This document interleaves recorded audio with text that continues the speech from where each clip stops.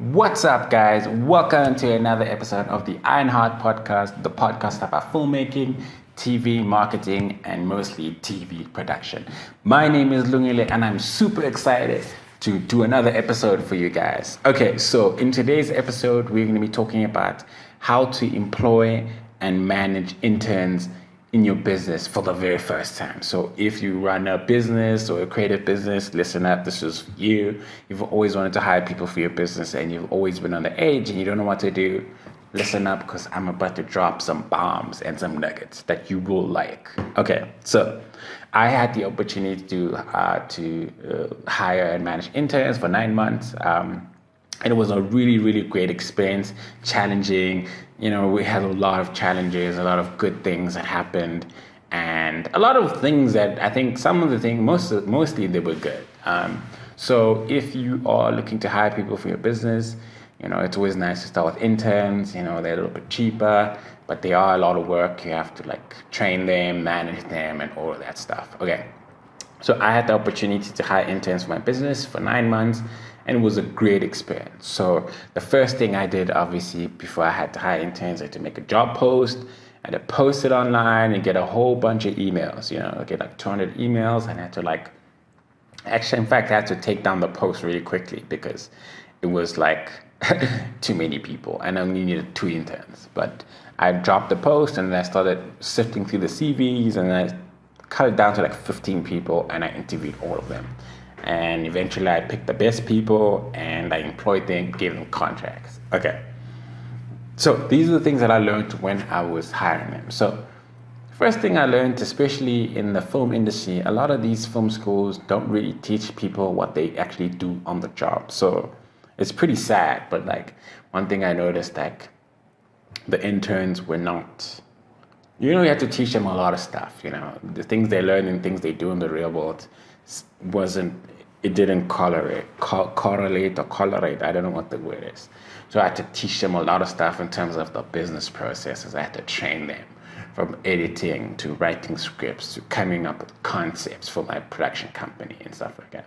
So one thing I realized is that when you hire interns, they're there to learn, so you have to train them, So one thing that I did, I'd always set up days to train them during the week. Whenever there's a new task, I'd train them.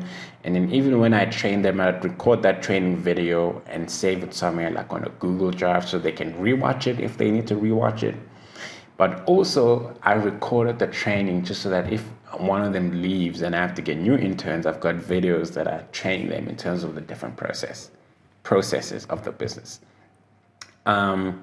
So things that I learned is that, you need to show them, you tell them about the company, you onboard them, you tell them what the main core of the business, how we make money, how we can stay competitive. I tell them about our competitors, what we can do better to beat them. I had to teach them about the business processes.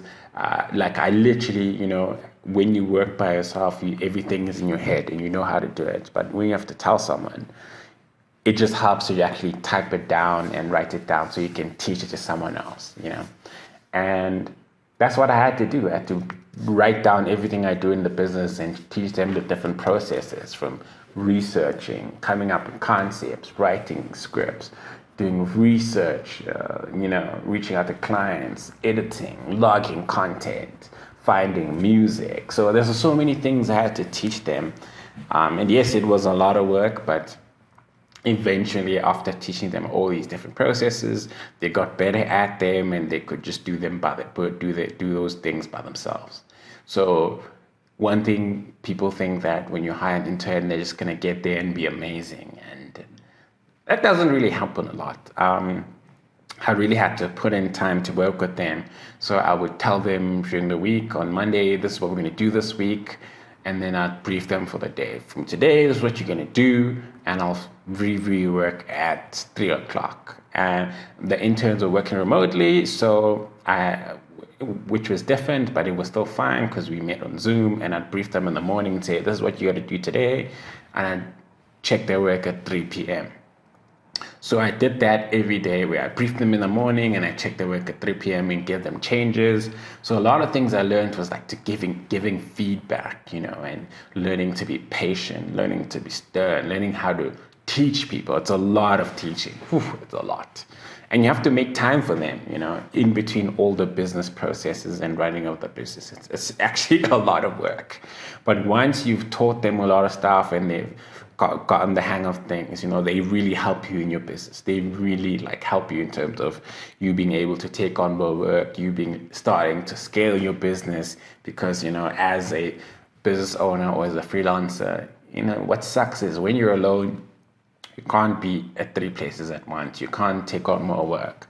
And when you're sick, you can't get paid and you can't really grow your business. So the only way to grow your business is actually to hire people and to make processes, write the processes of your business, and everything that is repeatable in your business, you need to make that into a process and teach it to people that you hire so that they can free you up so you can be able to deal with clients and do more marketing and do more new business, looking for new business. So I feel like it's a great way to, if you want to grow your business, to hire interns. And I really did see the results. I was able to take on more work. I was able to do more work. Was able to pitch more projects, do more productions. It was really, really great. So if you're looking to hire interns, I really, really think you should definitely take the step, make a contract, maybe whether you want to make it for 3 months if you're scared, or 6 months, save up their salaries for those first 3 months so that you can sleep nicely, and you can pay them.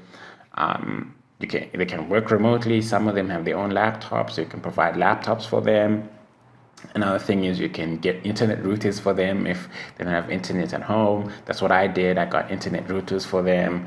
I also got backup power thingies for their routers.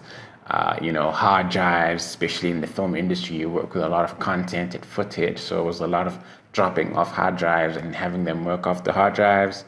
And yeah, a lot of teaching, but at the end of the day, it does come back to your business and you're able to take on more work.